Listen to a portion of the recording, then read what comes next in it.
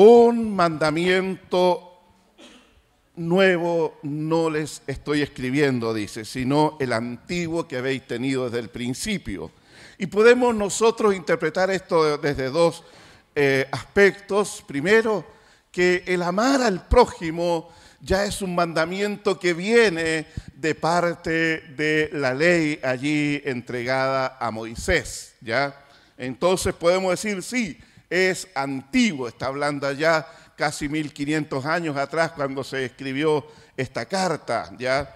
Pero también podemos decir que es un mandamiento antiguo porque estamos hablando ya de una iglesia que tiene alrededor de 60 años de existencia. Han pasado ya 6 décadas desde cuando Cristo entregó y dijo, mandamiento nuevo les doy, que amen a su hermano, a su prójimo, como yo les he amado. Y eso es el principio que eleva la ley ahora en el tiempo de la gracia. Se dice que en el Antiguo Testamento se encuentran aproximadamente 613 mandamientos, ¿ya? 613 mandamientos que deben ser obedecidos en su totalidad por quienes observan la ley de Moisés como medio de salvación. No puede fallar en ninguno de esos. Ya tiene harto trabajo quien decide y quiere ser salvo por la ley, cosa que nunca va a poder lograr. Pero estos 613 mandamientos son resumidos, se resumen en los 10 entregados en las tablas de la ley. Allí están resumidos esos 613 mandamientos en esos 10 entregados a Moisés, ¿ya? Pero luego encontramos que esos 10 mandamientos se resumen en 2, ¿ya? Cuando Jesús dice en Mateo 22:37, amarás al Señor tu Dios con todo tu corazón, con toda tu alma y con toda tu mente. Este es el primero y grande mandamiento. Y el segundo es semejante, amarás a tu prójimo como a ti mismo. De estos 2 mandamientos depende toda la ley y los profetas. Ya tenemos 613, luego tenemos una reducción a 10, pero luego tenemos 2 mandamientos, ¿no es cierto?, allí que resumen todo. Más adelante, el apóstol Pablo, inspirado por el Espíritu Santo, resume toda la ley en uno solo. Romanos capítulo 13, verso 8 al 10. No debáis nada a nadie, sino el amaros unos a otros, porque el que ama al prójimo ha cumplido la ley. Porque no adulterarás, no matarás, no hurtarás, no dirás falso testimonio, no codiciarás, y cualquier otro mandamiento. En esta sentencia se resume, amarás a tu prójimo como a ti mismo. El amor no hace mal al prójimo, así que el cumplimiento de la ley es el amor. Entonces, Pablo nos lleva a este resumen ya final, donde lo que debe ser la motivación interna del que quiere practicar los mandamientos o el que debe practicar los mandamientos no debe ser por una obligación impuesta, no debe ser por temor a sufrir pérdida, no debe ser porque quiere obtener ciertas recompensas. Todas esas motivaciones nacen exclusivamente en el egoísmo humano. Voy a hacer porque quiero obtener. Voy a hacer porque no quiero que me den un castigo. Entonces nace allí, fluye desde el egoísmo humano. Pero cuando hablamos del amor como la motivación fundacional de la vida del creyente, estamos hablando de alguien que entiende que su vida debe ser para dar, no solo para recibir. Mira lo que dice Gálatas 5:14, porque toda la ley en esta sola palabra se cumple: amarás a tu prójimo como a ti mismo.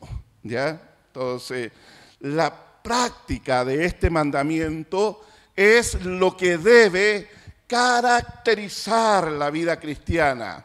¿Ya? Y Pablo nos dice que un día dice, a permanecer la fe, la esperanza y el amor, estos tres, pero el mayor de ellos es el amor. Ya podemos tener mucha fe y podemos tener fe, dice, cómo hacer mover los montes, pero si no tengo amor, puedo tener mucho conocimiento y explayarme y asombrar a la gente con el conocimiento, pero si no tengo amor, soy como un címbalo que retiñe. Puedo dar todos mis bienes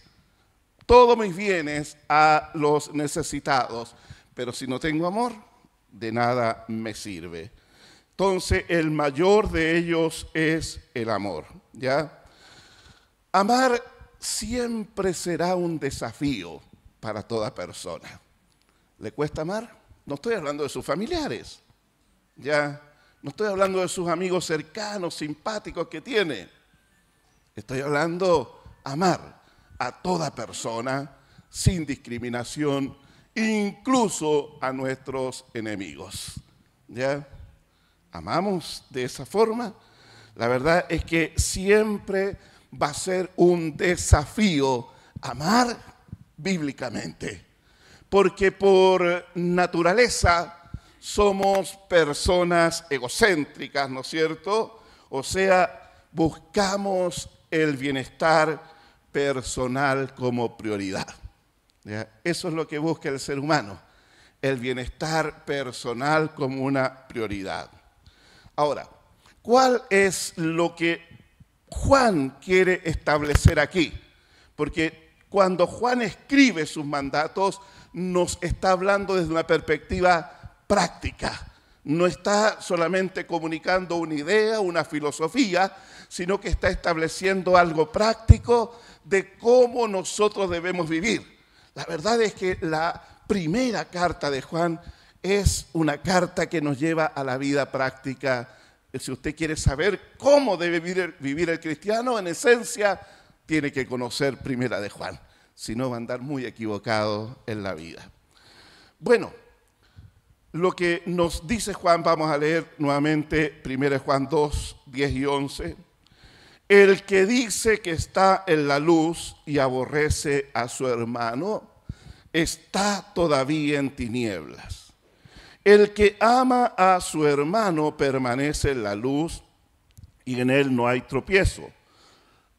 Pero el que aborrece a su hermano está en tinieblas y anda en tinieblas y no sabe a dónde va porque las tinieblas le han cegado la vista.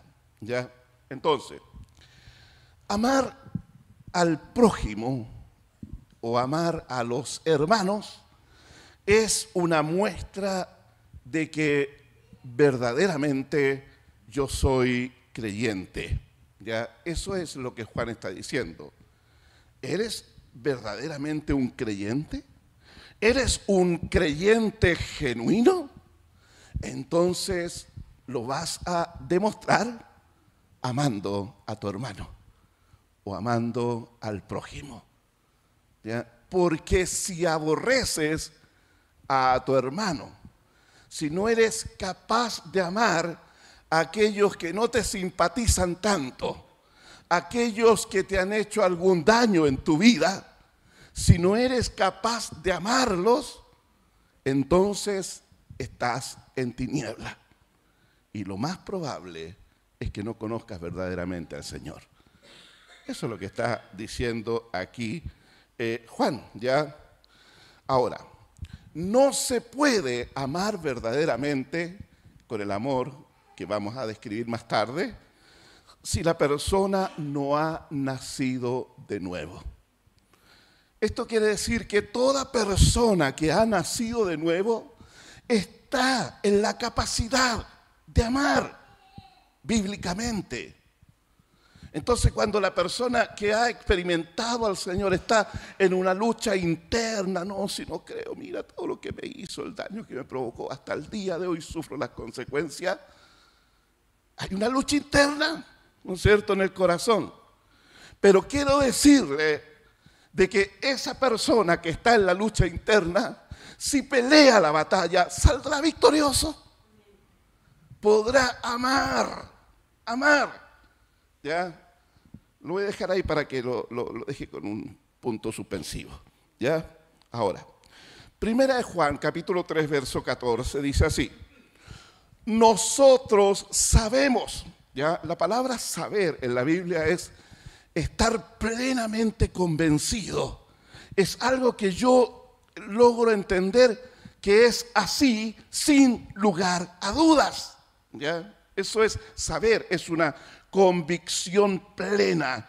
No hay lugar para cuestionar aquello. Entonces, nosotros sabemos, o sea, yo estoy plenamente convencido, lo que está diciendo acá, de que hemos pasado de muerte a vida.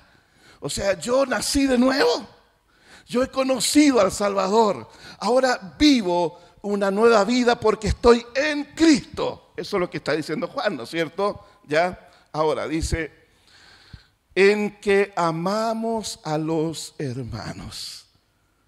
Entonces, ¿cuál es la evidencia irrefutable de mi conversión? Es que algo ocurrió en mi interior. Dios me cambió desde adentro y me dio ahora la capacidad para amar también como Él ama. No en la cantidad de Dios, pero sí en el cómo Él ama, ¿ya?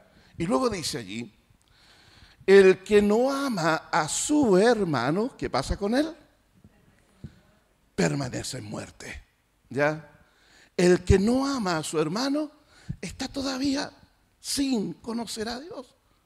Y Juan entiende que le está hablando a gente que está en una iglesia, en Éfeso allí. Y gente que está teniendo conductas cuestionables y justifican sus conductas y dicen que son cristianos. Entonces Juan le está diciendo, no, párale, esto no es así como tú lo piensas. No es así como algunos le están enseñando, porque aquí en la iglesia en Éfeso dice, hay falsos profetas, ¿ya? O sea, está hablando de gente que enseñaba cosas equivocadas. Entonces Juan lo que está diciendo, la cosa es de esta manera, ¿ya? El que ha nacido de nuevo está capacitado para amar. Pero el que dice ser creyente, pero no ama a su prójimo, no está dispuesto a soportar, no está dispuesto a perdonar, no está dispuesto a aceptar al otro con su diferencia. El que no ama a su prójimo, ese está muerto espiritualmente. No ha nacido de nuevo, ¿ya? De seguro a lo mejor está pensando en aquel que le cuesta amar, ¿ya? Bueno, vamos a seguir para que usted vaya teniendo esperanza después. La muerte de Jesús en la cruz es la más clara y convincente evidencia de amor hacia la humanidad. Solamente quien ha conocido a Jesús puede amar con un amor sacrificial como Dios nos amó. Sí, porque Él es nuestro ejemplo de amor, ¿ya? A veces nos confundimos en amar porque desconocemos cómo hacerlo. Alguien que dice, te amo tanto que no puedo vivir sin ti. Hoy se le dicen esa frase a una mujer, ¿ya? Te amo tanto que no puedo vivir sin ti. Tú le das sentido a mi vida. Tú eres la persona que yo necesito. Es amor. Puede causar, ¿no es cierto? ¡Ay! Que se derritan, ¿no es cierto? Como la mantequilla en las temperaturas aquí de los Andes. Pero no es amor. No es amor. Eso es egocentrismo. Estoy expresando algo que suena bonito, pero estoy hablando de que tú suples mi necesidad. ¿Ya? Tú. Estoy hablando de algo que puede convertirse en una relación posesiva. Cuando esa persona que le dice, no puedo vivir sin ti, de seguro, cuando vea a su persona que ama, pololo, novia, esposo, esposa, ¿ya?, conversando con otra persona, se va a sentir amenazado. Sí, se va a sentir amenazado. ¿No es cierto, Pilarcita? Sí, pues viste, Pilarcita, yo bendigo a la Pilar, ella me sigue, pero justito en lo que voy. Gracias, Pilarcita. ¿Ya? Se va a sentir amenazado. Entonces va a empezar a presionar. ¿Y qué estás hablando con él? Yo te vi como la miraste, ¿eh? Ya. No te quiero ver que te junte de nuevo ahí. Y cuidadito con andarle riendo como mostrándole los dientes, ¿eh? A mí nomás me lo mostráis eso. No, cuando una persona dice, te amo porque no puedo vivir sin ti, es una expresión de puro egoísmo. Porque el amor no se centra, no está allí en lo que yo puedo obtener de ti. Tú me haces feliz, tú le das sentido a mi vida, ¿ya? Tú me refrescas, cómprese una Coca-Cola mejor, pero no le haga daño al otro, ¿ya? Entonces, eso está centrado en mí. Pero el amor es totalmente diferente. Veamos cómo definimos el amor viendo justamente al apóstol Juan. Primera de Juan, capítulo 3, verso 16 al 18. En esto hemos conocido el amor. Mire qué frase más tremenda, ¿ya? En esto hemos conocido el amor. ¿En qué? En que Cristo dijo que no podía vivir sin nosotros. ¿Ya? No es cierto? ¿Ya? Leamos por favor el texto bíblico. En esto hemos conocido el amor. O sea, ¿cómo yo sé que hay verdadero amor? ¿Cómo hay una expresión de amor verdadera? En que Él, Jesús, puso su vida por nosotros. Entonces, ¿qué es lo que es el amor? No es, no puedo vivir sin ti. No es, tú eres mi oxígeno. ¿Ya? A veces se pone tóxico el oxígeno. No. El amor es poner la vida por el otro. Pero poner la vida ¿para qué? Porque Jesús, al poner su vida, Él vino a suplir la más grande necesidad del ser humano, que era la salvación del alma. Entonces, cuando yo entiendo lo que es el amor, pongo mi vida, para atender la necesidad del otro. Eso es amar. Sigamos leyendo el texto bíblico. Dice también nosotros debemos poner la vida ¿por quién? Por nuestros hermanos en general. No solo por nuestros seres queridos, por nuestros amigos del alma, es por los hermanos en general. 17. Pero el que tiene bienes en este mundo y ve a su hermano tener necesidad y cierra contra él su corazón, ¿cómo mora el amor de Dios en él? ¿Se da cuenta que es tan re práctica esta cuestión? O sea, no está filosofando del amor, ¿ya?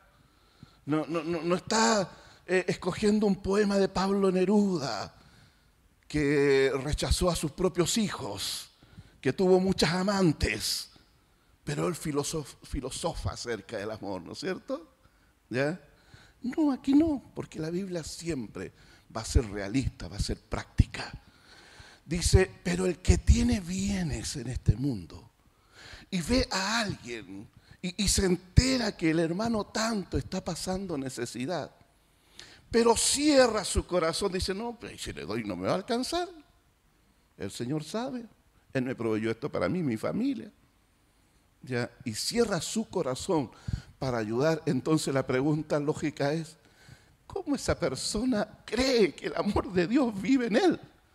O sea, está tan autoengañado en su vida que las tinieblas le han cegado la mirada. No puede ver, no puede ver. Luego dice, hijitos míos, no amemos de palabra ni de lengua, sino de hecho y en verdad. Hijitos míos, no amemos de palabra ni de lengua. ¿Ya? Entonces, el genuino amor siempre tiene una connotación práctica que se manifiesta atendiendo la necesidad del otro. Ese es el genuino amor, una connotación práctica. ¿Ya? En el caso del Señor, fue Él quien puso su vida por nosotros, como veíamos la semana anterior, en propiciación por nuestros pecados, en redención por nuestros pecados. ¿Ya? Entonces, esa es la connotación práctica, porque atendió nuestra mayor necesidad cuando estábamos imposibilitados de conseguir la salvación por nuestros medios, ¿ya? Pero luego Juan nos indica que a nuestro alrededor vamos a encontrar personas en necesidad a las cuales tendremos la posibilidad de ayudarles, ¿ya? Demostrando así el amor, ¿ya? Entonces, el verdadero amor es un amor que se entrega, que se da al otro en sus necesidades. Y quizás la necesidad del otro no sea material. Puede ser que necesite tiempo. Puede ser que te detengas en tus muchas actividades para decir, no he visto al hermano en la iglesia. Voy a ir a verlo, voy a ir a orar por él, voy a ir a escucharlo, voy a ir a animarlo. ¿No es cierto? O sea, ¿cómo voy a cerrar mi corazón si veo a mi hermano en necesidad? ¿Ya? Vamos a ver diferentes términos que usa el Nuevo Testamento para la palabra amor. O sea, el griego en el cual fue escrito originalmente el Nuevo Testamento es tan rico, abundante en términos, y que cuando se traduce al español no se logra mantener esa riqueza, se pierde. Por eso es bueno examinar las palabras. Los griegos utilizaban diferentes palabras para hablar y describir el amor. La primera palabra que vamos a ver es la palabra eros, ¿ya? Y que esa se utilizaba principalmente para referirse al amor físico, al amor sexual. Pero lo interesante es que esta palabra no es utilizada en ningún momento en la Biblia. No se usa, porque eros fue una palabra que perdió la pureza original y tuvo una connotación de inmoralidad después en el tiempo. Así que no la usa, ¿ya? Para referirse a la relación entre hombre y mujer, usa la palabra conocer, ¿ya? La relación sexual dentro del matrimonio. Dice que José no conoció a María hasta que dio a luz a su hijo unigénito Jesús. Y después que Jesús nace, tienen una vida normal, bendecida por Dios dentro del matrimonio, de lo cual nacen posteriormente varios otros hijos que fueron hermanos de Jesús, ¿ya? Pero no usa la palabra eros, usa la palabra conocer, ¿ya? Pero hay otra palabra que es la palabra estorge, ¿ya? Que describe el afecto entre familiares, ¿ya? Y aparece solamente una vez en el Nuevo Testamento, en Romanos 12:10, donde usa esta palabra estorge, ¿ya? Y de ahí no la vuelve a usar, ¿ya? Entonces, ese sentimiento, ese cariño natural entre un padre, un hijo y un padre, ¿no es cierto? Eso es estorge. Pero hay otra palabra que sí aparece más veces, que es el amor filial, ¿ya? La palabra filia, ¿ya? Y esta palabra describe calidez y atracción. Es mirar a alguien con afectuoso reconocimiento, como yo puedo mirar a mi esposa. Ya la palabra filia me describe aquella mirada cariñosa de amor, ¿no es cierto?, hacia la esposa, ¿ya? Entonces describe también el afecto entre amigos, ¿ya? Como el gatito de Shrek, ¿no es cierto?, que miraba ahí, ¿ya? Esa mirada afectuosa, ¿ya? O el amor también entre esposos. Tiene en sí calor, auténtico afecto y amor. Esa es la palabra para amor filial. Es el amor entre personas, amigos cercanos, el cariño entre los esposos, ¿no es cierto? ¿Ya? O sea, describe la relación entre personas que se aman. Es utilizado en varias ocasiones en el Nuevo Testamento. De ahí vamos a ver una de ellas, en la cual se usa en contraste con la palabra siguiente, que es ágape y agapén. ¿Ya? Esta palabra sí es usada más de 250 veces en el Nuevo Testamento. O sea, es usada abundantemente, ¿ya? Lo que caracteriza a esta palabra es que habla de un amor sacrificial, ¿ya? Por eso es la palabra señera de lo que es los afectos dentro del cristianismo. La palabra ágape habla del amor de Dios, donde dice, porque de tal manera amó Dios al mundo. Ahí estaba diciendo, porque de tal manera agapó Dios al mundo. Y luego describe, dando a su Hijo Jesucristo. ¿Se da cuenta? Entonces, ágape describe el amor sacrificial que se entrega por buscar el bienestar de aquel que es objeto del amor, ¿ya? Ahora, también es una palabra que se caracteriza más por la razón y la voluntad. El amor filial nos habla de sentimientos, de afectos calurosos hacia la otra persona, ¿no es cierto? Eso es amor filial. Pero ágape, el amor ágape, utiliza más la razón y la voluntad. No necesita esa calidez de filial para amar. Necesita entender de que hay una necesidad y hay algo que yo debo hacer para atender esa necesidad, ¿ya? Ahora, todas las demás palabras son expresión de emoción, algo que nace en el corazón, algo que se siente. Por ejemplo, el amar a los familiares porque la sangre tira, pues, ¿no es cierto?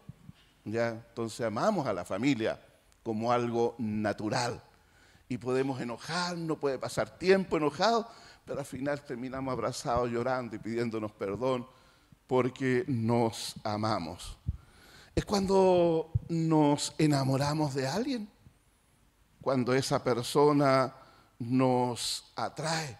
En cambio, ágape no es una mera emoción que se desata en nuestros corazones, sino es un principio por el cual escogemos vivir. Vamos a poner un ejemplo para que se le haga más claro esto. ¿Ya? Cuando yo conocí a mi esposa que está allá, algo pasó en mi interior. ¿Ya? Cuando la vi, dije, ella es. Ella es. ¿Ya?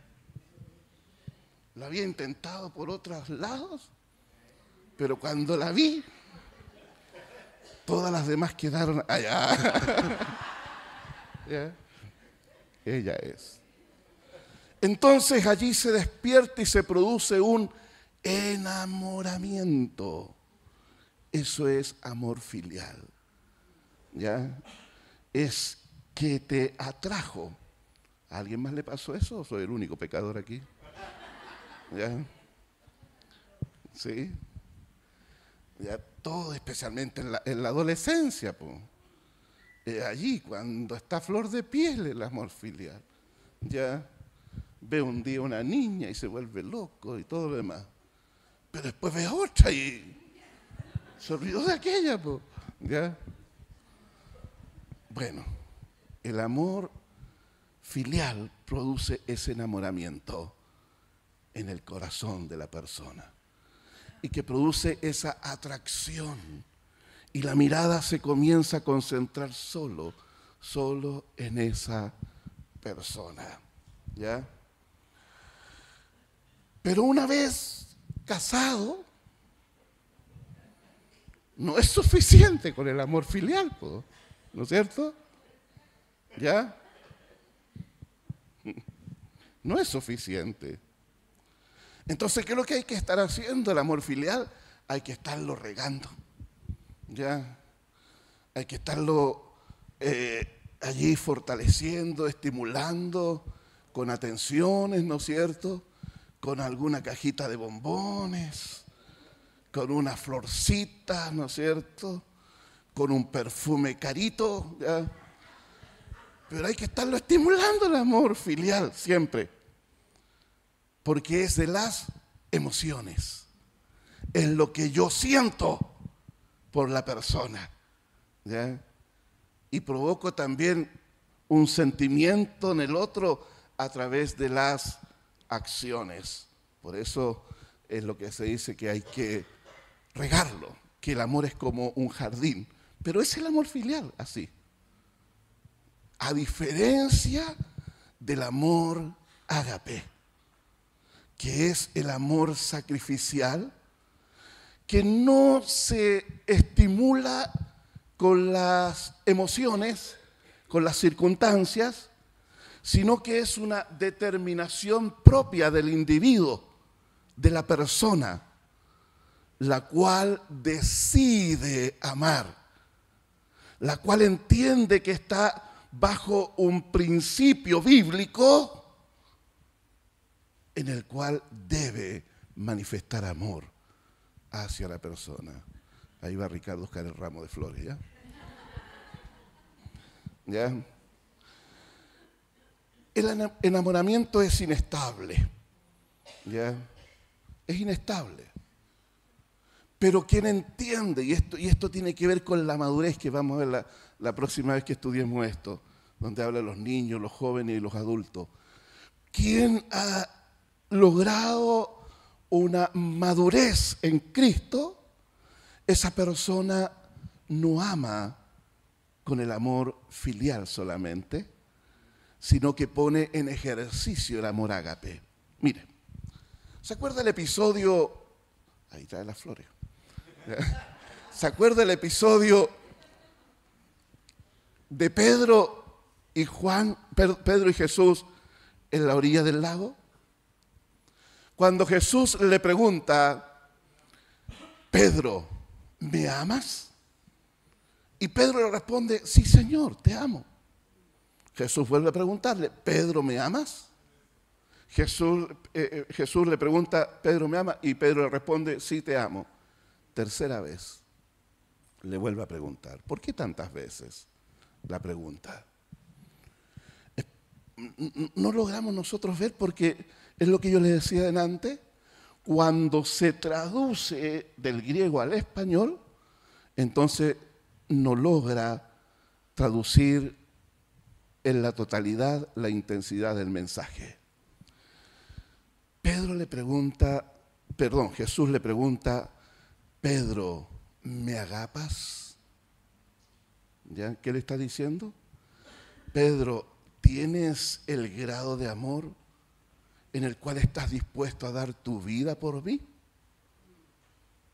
Pedro, antes del arresto de Jesús, le hubiese dicho, sí, Señor, estoy dispuesto a dar la vida por ti, aunque todos te nieguen, cuenta conmigo. ¿No es cierto que dijo eso? Pero después de la desastrosa experiencia de haber negado a Jesús en 3 ocasiones, Pedro con humildad le responde, Señor, solo me alcanza para tener un afecto por ti. Tengo un caluroso afecto por ti, pero me doy cuenta que no tengo ese amor ágape en mí. Porque la pregunta de Jesús es, y usted lo puede ver con una Biblia interlineal, la pregunta de Jesús es, Pedro, ¿me agapas? Y Pedro le responde, Señor, yo te fileo, yo te amo con amor filial. Porque Pedro había en la práctica no sido capaz de amar a Jesús dando su vida por él. Claro. Entonces ahí hay una gran diferencia entre una cosa y la otra. Entonces cuando estamos dispuestos a agapar a Dios, ¿qué es lo que es agapar? Amar con amor sacrificial.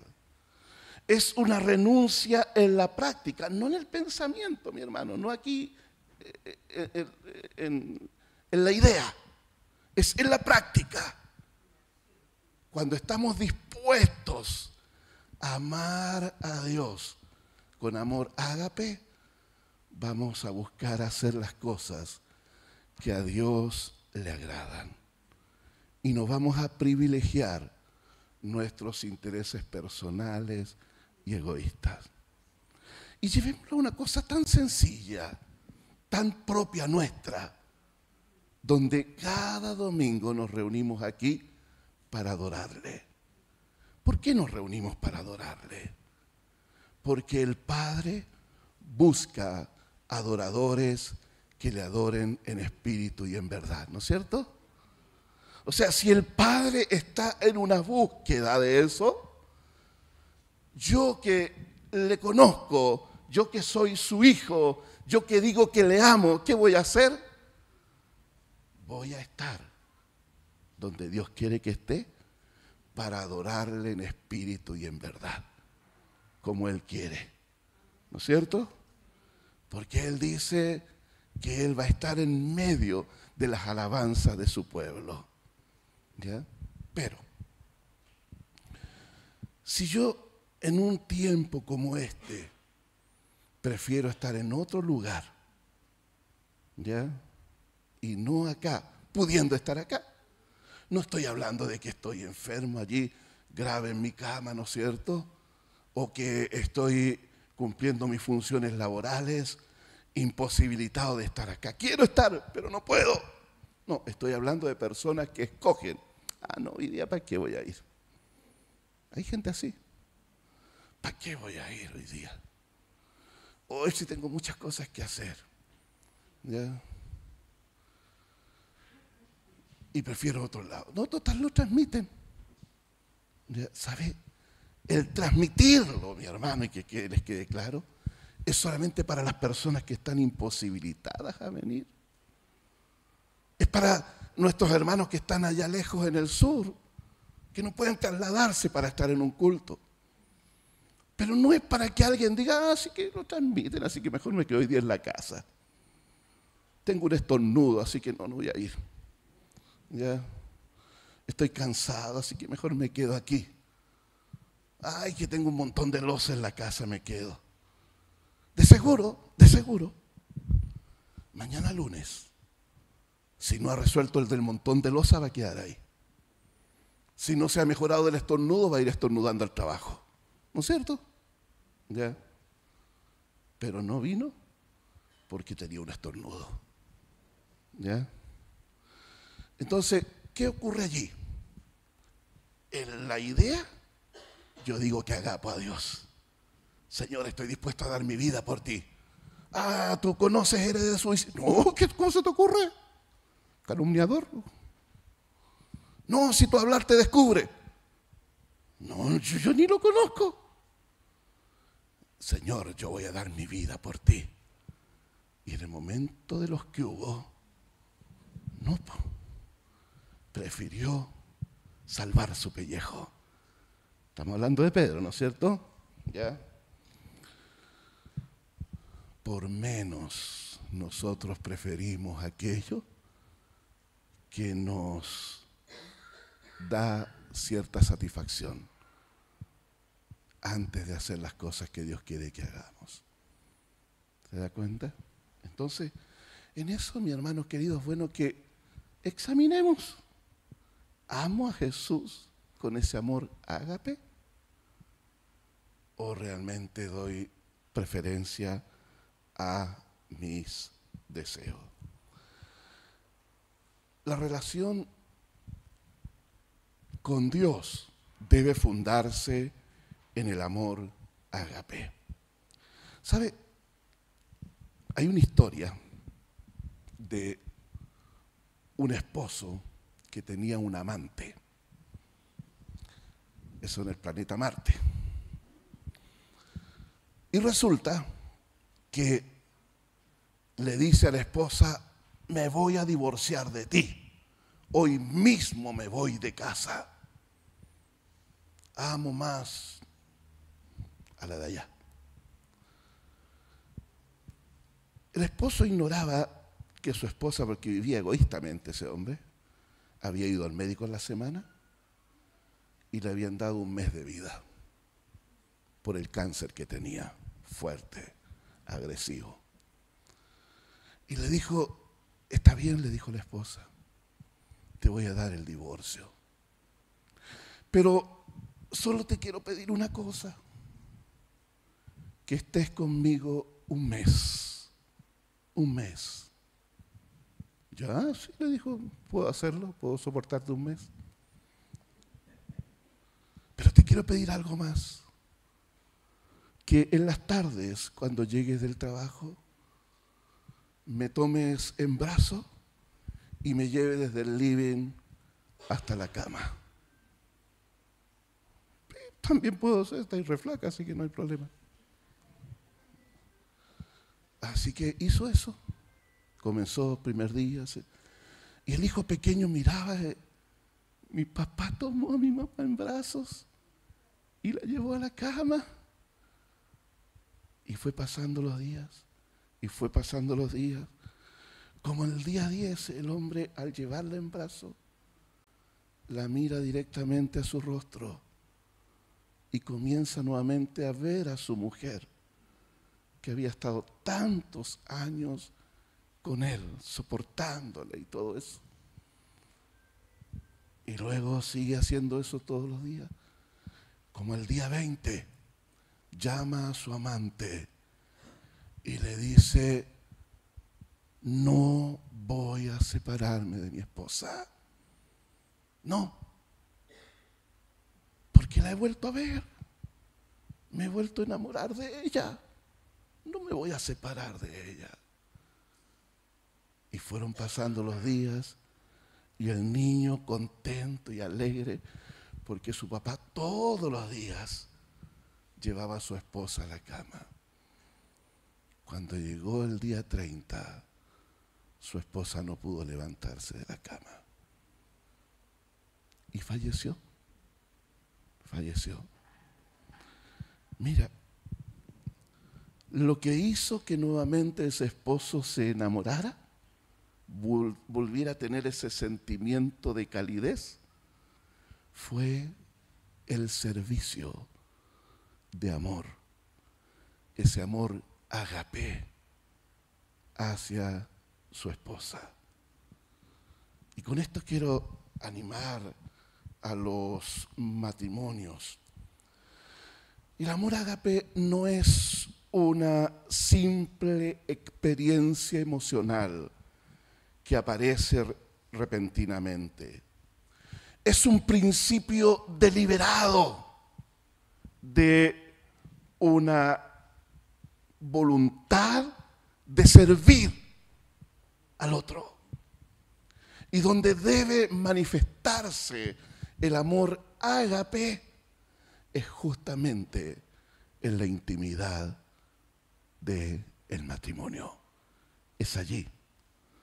¿Qué sacas con amar a todo el mundo si no amas a los tuyos primeramente? Estás amando a los demás por una reputación, porque los demás reconozcan que eres una buena persona, buen cristiano. Pero ¿qué hay de tu familia? ¿Qué hay del dolor, la tristeza y el daño que se puede estar provocando al interior del hogar? El simpático por fuera, la simpática por fuera, la que está dispuesta a servir a medio mundo por fuera, pero que no es capaz de lavar un plato en la casa. Entonces, el amor ágape es un amor que nace no en el sentimiento del corazón, nace en un razonamiento donde yo entiendo de que debo ser imitador de Dios.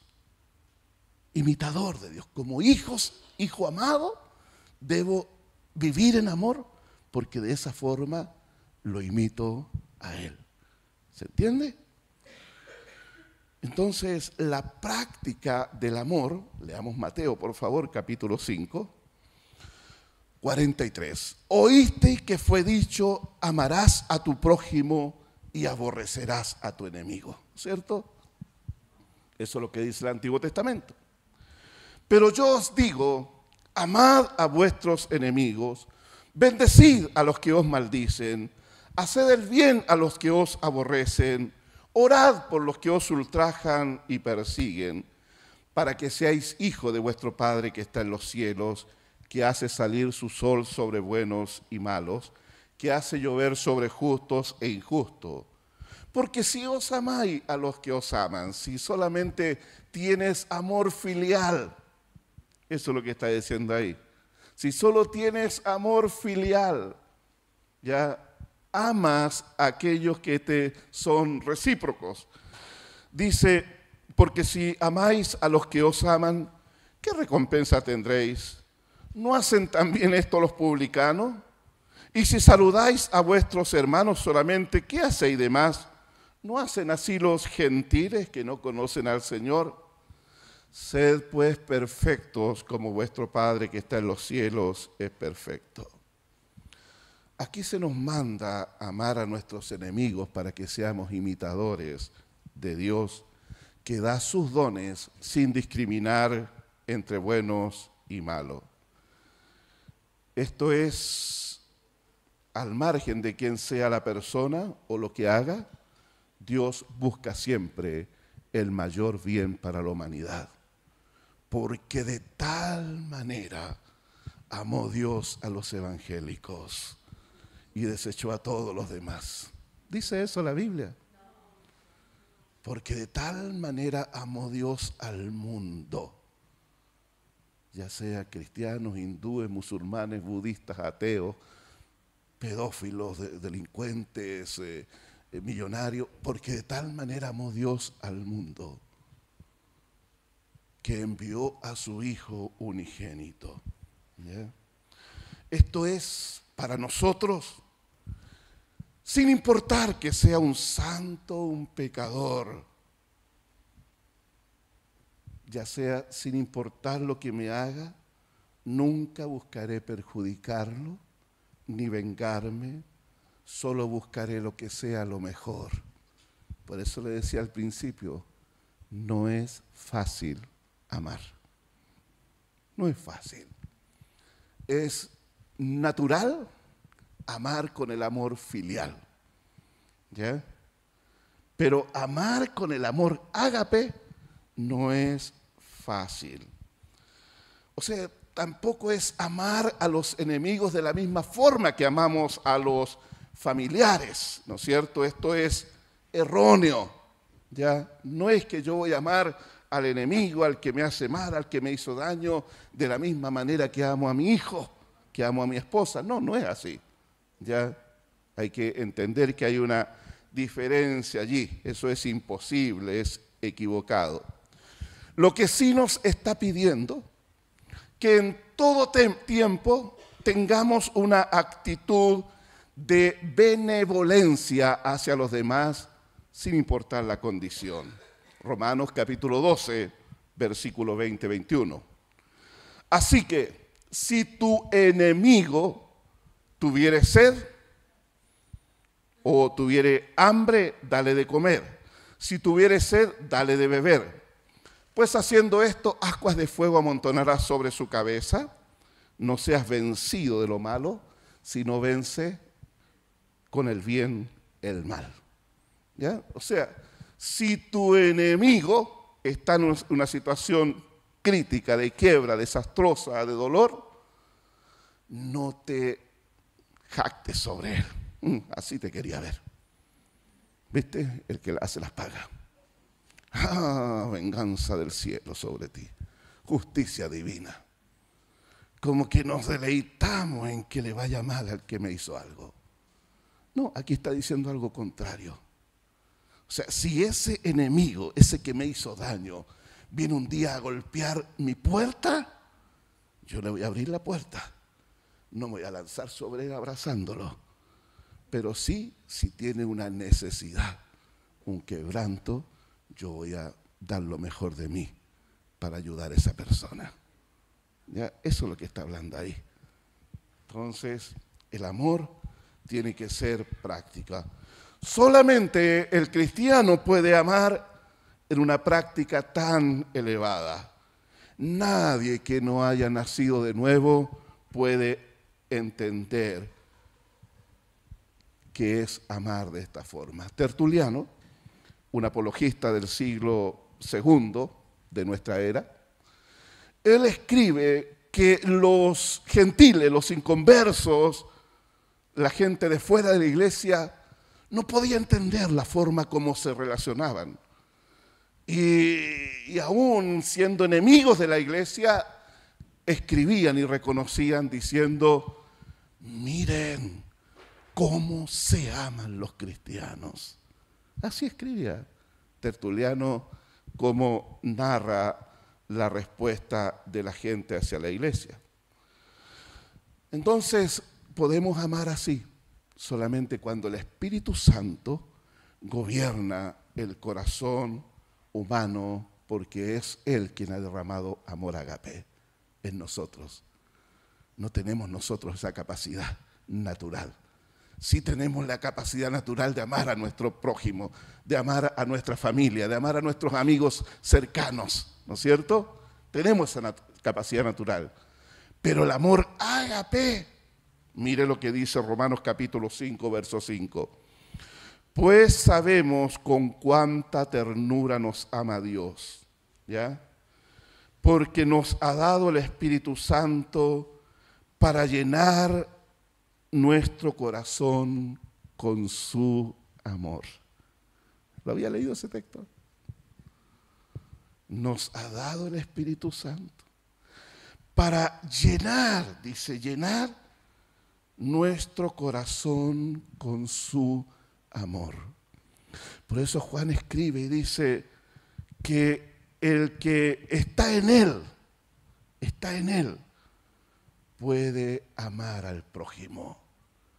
El que no ama al prójimo permanece en muerte.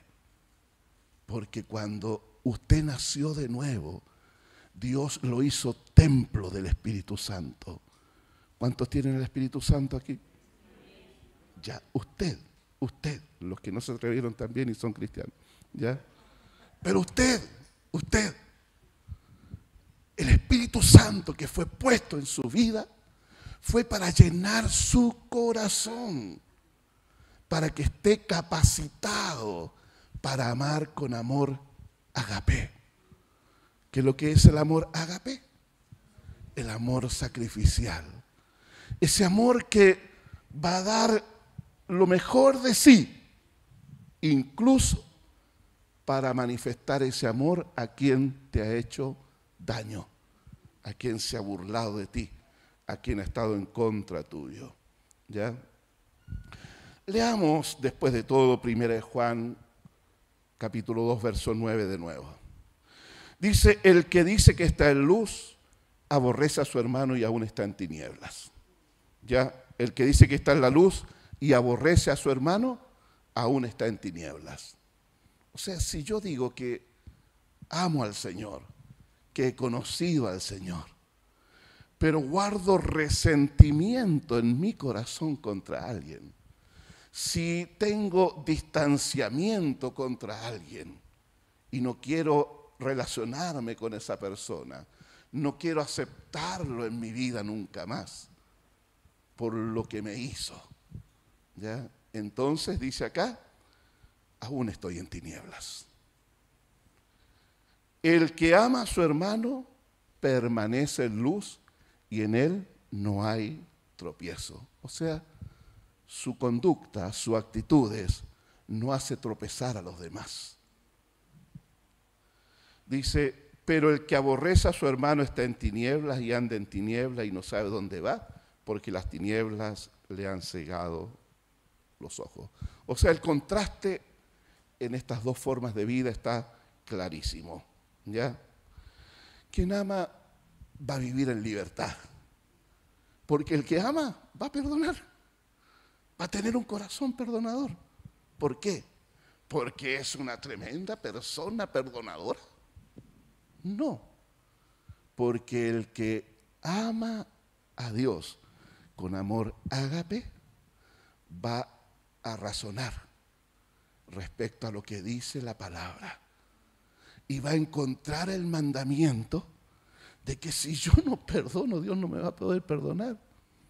Va a encontrar el mandamiento de que de la forma como Cristo me perdonó, yo debo perdonar al otro. Entonces esa persona, ¿no es cierto? Me están avisando acá que ya llegó la hora. Ya, entonces esa persona va a razonar con la palabra y va a decir, Dios me capacitó, me llenó el corazón con amor ágape. Por lo tanto, ahora tengo de parte de Dios el mandato, pero también tengo la capacidad para perdonar a quien me haya ofendido. Y lo perdono. Eso es amor ágape, un amor sacrificial, que renuncia a la venganza, que renuncia a pagarle al otro como me hizo. Lo amo, lo perdono, lo libero de culpa. ¿No es cierto? Entonces, es una vida de libertad, donde voy producto de la obediencia a Dios, porque agapo a Dios, estoy dispuesto a obedecerle a Él. No voy a pecar contra mi hermano, voy a buscar el bien del otro. ¿Ya? Voy a inclinar mi vida a una vida ahora de santidad. Me voy a apartar del mal por amor a Dios. ¿Ya? Por eso me aparto del mal. Entonces voy a vivir esa vida. Se me perdió esto con la alarma, ahí está. ¿Ya? Ágape y agapán es solo característico de la comunidad cristiana. Juan 13:35 dice, el amor que tengan unos por otros será la prueba ante el mundo de que son mis discípulos. ¿Quieres que ocurra lo que ocurrió en los primeros siglos de la iglesia? Donde la gente decía, pero miren cómo se aman. Es posible hoy también en la iglesia. Amén.